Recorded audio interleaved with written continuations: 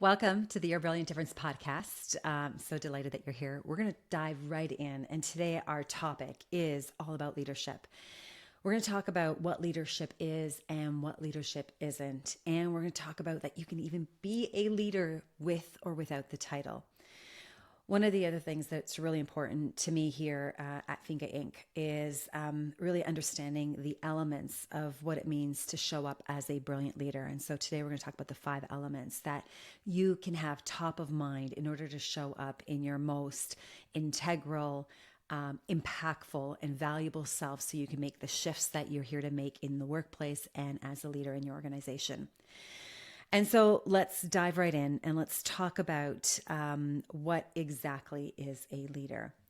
So oftentimes we can think of leadership as someone who has a particular title, someone who gets people to make decisions, someone who rallies people to a common goal.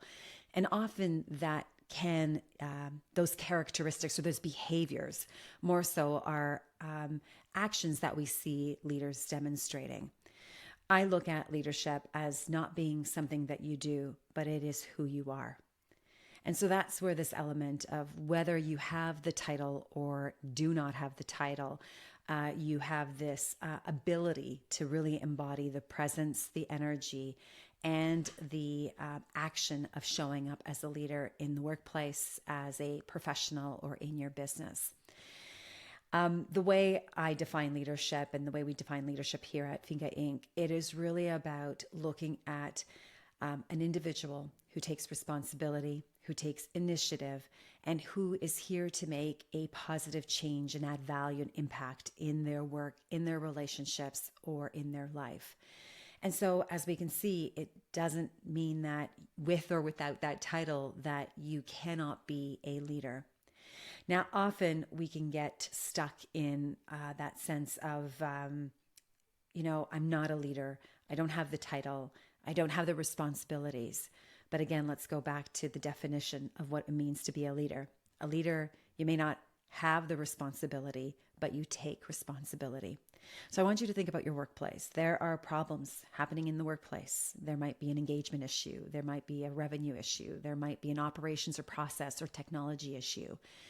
There's a way in which you're uniquely wired, your brilliant difference, your expertise, your experience. And even though you may not be in charge of solving that problem, I bet you there is some way that you can contribute. You can add a positive impact and change into that problem to provide a solution and help your team and your organization move forward. Now, often though, we can have leaders with titles. And there's this sense that because I have the title, I am a leader. And often we can get stuck in the managerial trap that we become managers. We're managing tasks, we're managing activities, we're managing the outcomes of the people and what they're expected to do. And often those that managing can get in the way because it is part of your role and part of your responsibility. However, a leader is also someone who is willing to, often maybe have the most, maybe an unpopular opinion or perspective or point of view. You might have an idea for a way forward because the organization or your team is stuck in a particular situation or scenario. And I know for me, I've often, especially in my corporate days, and you might be doing the same. If it isn't status quo, or if you put that idea out there, if it is unique or different or something the organization hasn't done, there's this sort of, we start pulling back and stepping out back. Or there's that notion of groupthink. All of a sudden, you have this idea of how to move forward, but everyone starts really, championing a particular idea and yours is different. And so as a leader, I'm going to say you are willing to walk in the fire. You're willing to stand apart for a period of time, maybe for a long time, and to articulate and vocalize your perspective, your idea, and your opinion, even though it is unique and different from the other people or people in your group and your team. Now, the other difference here is that we're not here to hustle or force our idea on other people. We really want to understand their perspective and their points of view and how they're seeing the world And in that way, how do you communicate and convey your idea in a way that they're going to understand? What leaders do really, really well is they take solutions, ideas, and ways forward to solve problems that are happening in their team, in their organization, or with their clients, and they're there to collaborate. And so it's not about our ego. As a leader, we leave our ego at the door, and it doesn't come in with us. It's not about us. It's not about how we're being seen or perceived. It's really about the outcome and the transformation we want to effect. And so again, whether you have the title or don't have the title, really understanding that leadership is not about what you do. It's about who you are, how you show up. And it's this intention that you're here to take responsibility, take initiative. You're here to make that positive impact. And you're really looking for the good of the big picture. It's not about us as individuals where we can get stuck. I will also say, as a leader, one of the things that it may not come easy to you, but you're willing to also be seen in your brilliance. So a lot of the work we do here at Finca Inc. is really about embracing and understanding your brilliant difference, that each and every one of you are, wired in a unique way. I believe you've got these God-given gifts, and these gifts are here for a particular purpose. And you've got a finite amount of time that you get to spend here on this beautiful planet we call Earth. And as you're here, you're in this role, you have this responsibility. You're maybe the CEO of your organization. Maybe you're a project manager of your team, or you're a financial advisor, or you're a solopreneur. Each and every one of you have this opportunity to really hone in on that brilliant difference. A leader is good. It's okay to be seen in that brilliance. They want to be out there shining that brilliant difference, because that's what helps people find you, because your brilliant difference is there to serve them and help them. And then I want to also preface this sense of shining and bringing out our brilliant difference is not about our ego again. And one of the things I really love about the philosophy of your brilliant difference is it's not about me shining out for my ego so I could be seen or I could make the change. It's not about me. It's about you, that individual. But we need you to do that because it's about the collective difference we get to make and that impact. And that's why we call it your brilliant difference. So it's not about you. It's about the impact you're here to make. It's about the value you're here to offer. And so I want you to think about this. So as the financial advisor, if you're in financial services, or you're a commercial banker, you're here to provide value. You're here to help your clients find financial well-being, help them achieve their goals. You get to be a leader in leading them and how to do that. If you're a business owner and you're running your organization and you're helping your clients with marketing strategies, let's say you're in the marketing business, you're here to help them make their businesses more visible. You're helping lead them towards that transformation and that impact that they're here to have and make. If you're in an organization, if you're a corporate leader or a project manager, you've got strategy, you've got objectives, you've got goals, you've got problems happening every day. I know there's no shortage of them.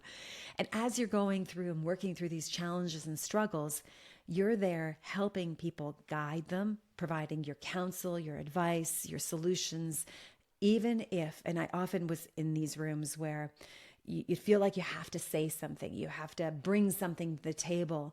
And there would be times where I didn't have anything to say. I didn't really have anything of value. But what I did have was my attention and being present. And so know that you don't have to always be, raising your hand, sharing your opinion, your perspective. You can be a leader by being a quiet leader, by listening and bringing your full attention into those environments. Because when you do that, you start noticing the other leaders in the room and you start inviting them into the conversation, which is, again, another beautiful characteristic of what it means to be a leader. So let's talk about the 5 elements of what it means and what a brilliant leader. So when I think about a brilliant leader, a leader that is here to add value and make impact, how do we do that? What could you do? So here are 5 things I want you to think about. The first is, I love this. I always say this, we find the 1%. The 1% is all about, we live in a world where there's just so many things happening that are out of our control. Whether it's the economy, the market, clients say yes, they say no, your team, their motivation, their engagement. There are certain things, strategy, goals, and objectives. They can be coming from top, and now you've got to execute and deliver. And these are made, they're not often aren't controllable. You can't do anything about it. But there is the 1%. And so even in a world where things can seem really out of your control, we really take the responsibility to find the 1%. What's the 1% that you can do? And so we're not projecting that I can't do it because of this. I can't do it because of this. This is broken. This is wrong. Until they do this, then I'll be able to jump in and do that. So I really want you to think about how, as a leader, can you show up by taking that 1%. So following the 1%, find the 1%, whatever's in your control, in your breath, in that sense of authority that you have. The second thing a brilliant leader does is they make edge moves. And so, as seasoned professionals, you also can kind of get stuck in our old ways of how we've done things that have propelled us to success at a certain level. And it's like, but there's that line, what got us here won't get us there. I believe that each and every one of us, no matter how much education, how much experience, we're all here to learn and grow. And the best way we do that is doing the thing that takes us out of our comfort zone. And so an edge move is, there's got the thing that's in our comfort zone, and then we've got all the big, hairy, audacious goals all the way over here on the other end. Well, in order to get there, I want you to think about the first step. What's that edge move you can make to start inching your way towards that big, hairy, audacious goal? And so we do edge moves. So again, we take 1%, we take responsibility. That 1% we find in the uncontrollables, we find what we can control. Number two, we make edge moves. We do things that are a little bit scary, sometimes often scary. And we really are there to help role model and champion people through, things like walking through the fire. Some days are just like that. The third is, we take action. And so often I've got this term that I like to call it's a really easy way when you're in fear and uncertainty, doubt, just to kind of lighten it up. Like, I'm in fudge, and fudge stands for fear, uncertainty, doubt, guilt, and expectations. All of those things put pressure on us. That pressure actually dims our light, dims our brilliance, pulls us back from moving forward. And when we are in a fudge moment, you're going to be more emotional. You may withdraw. You might be more analytical and, rationalize what to do, pros and cons. And as a result, we stop taking action. And so as a brilliant leader, what you do is, you got that 1% you're taking control of. You got to do this edge move. And all of a sudden you're overwhelmed with this moment of fudge. We still take action. We still move forward, even in the midst of that anxiety, that stress, because through that, we will get more evidence that we are either going in the right direction or not. We can't think our way out of it. As a leader, we take action. The fourth thing that we do, this was something that I really honed in on a number of years ago. Often I would, and I still do get caught up. I care about what people think. Do you? Do you care about what people think? And so we want to be liked. We want to be valued. We want to be recognized. And that can actually trip us up, because then our ego starts to come in the room. How will I be seen? How will I be perceived? Will they say yes? Will they say no? Will they like me? Will I deliver on what's expected? And often it can start from that really good intention that we're here to serve, we're here to help. And then all of a sudden it starts contorting itself into something else that we didn't think of or we didn't want it to be. And I love this one line keeps me grounded. I care so much, I don't care. And what I mean by that is you care so much about the person that's in front of you, the problem that you have to solve, or the transformation you're here to facilitate. You don't care about what people think of you in the process or how you're being perceived. And so that really kind of gets us to really pull back on our ego. It can stay back, at the door, outside the door. It's probably not going to try to get in. But at the same time, I care so much, I don't care. I care so much, I don't care. I care so much about delivering value. I care so much about this person in front of me that I'm going to do whatever I need to do to let go of what they think of me. And whether they choose you or they don't choose you, you care more about their best outcome and that matters. I remember it was a couple weeks ago, I was doing a presentation for a sales training program with a potential client. And even at the end of that conversation, I said to them, like, for me, I want you to get the best solution. Whatever's going to serve you at this moment in this time, whether it's me, great. I would love that. However, if there is another solution that would be better that I can make for you, I'm all ears and open to that. But if there is another provider, another vendor that can help you get what you want in a shorter, faster, more efficient way, more effective way, that is fantastic as well. And again, I care so much about them, my client, and who they are and what they are looking to solve for, that I don't care about me in that equation. And that's where we go back to that brilliant difference. Your brilliant difference. It's about your brilliance. You're bringing it and here to add value and impact. And we care so much about that it doesn't matter what people think of us. So that was number 4. Number 5. Number 5 goes back to you.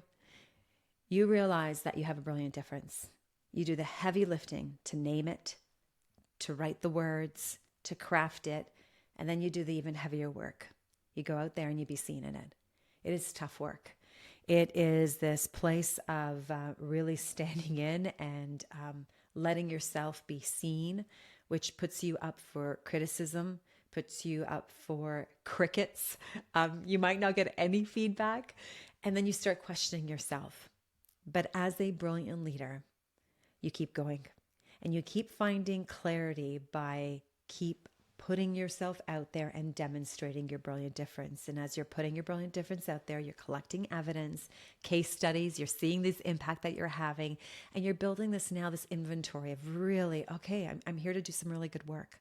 And again, all of these things are really to hone in on the essence of who you are, this brilliant leader that's inside of you, with or without the title, and that you're here to really add this value and bring this impact into your organization, to your team, and to your clients. I wanted to just share one quick story about a client that I worked with over the years, and just watching and observing their transformation. Now, this leader was taking on their organization, and they were the new CEO, and it was in transition. And she knew she had to do some work on identifying her leadership and her leadership style and how she wanted to lead. And really honing in on that brilliant difference. And that was a lot of work we did with her as an individual and as a leader. She also walked away understanding I love that saying, like, where her knickers get into a knot, how she gets in her own way, where those limitations and those holdbacks happen, and how they are holding her back from showing up as a leader, because she was being more of a task manager. It was a role and a responsibility she was very used to and comfortable in. And so her edge move was actually letting go of that. What this allowed her to do was actually surround herself with the team. And we ended up going through and doing brilliant differences for her entire team. And so for her, she got real good clarity on each of her team members' unique value and what they bring to the table and where they would best serve their clients, their organization, but also her as a leader and as a coach in that organization, how she could support them and how they show up and what they're here to do and how they can add value. As we ventured off through that work, it really allowed her to look at her organization, reposition herself as the CEO of the organization and that strategic thinker and strategic leader, by also then supporting her team and up-leveling their skills. And we ended up going in and doing Your Brilliant Difference coaching. So helping the team understand what these coaching skills that they need to support the rest of the team. And so now all of a sudden she's got her executive team. So she's not managing all the pieces. She's not managing all the people, all the responsibilities, all the client relationships. She's really looking at high client relationships. She's looking from the strategic vision and supporting her executive leadership team and delegating the responsibility to them and understanding that they have the capability, the capacity, and the potential to be the leaders that they're here to be in that organization. As we've gone through this process with the organization, she was now ready. They are now on this journey to, I'll say, 10x the organization. They are tripling their revenue commitment and goal and the impact that they want to have as an organization in their industry and their clients. And so again, it was these foundation sets, one for her as a leader, then with the team her leadership team in the organization, and then looking from a strategic level, how could she up level and where are they now?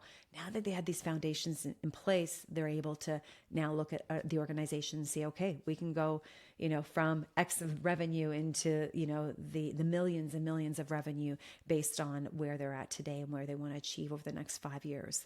But that vision wasn't possible until she honed in on who she was as a leader, how she added value in defining her brilliant difference, empowering her team to do the same, and all of a sudden the vision became clearer. So again, all this work around what it means to be a leader. Each and every one of you are a leader.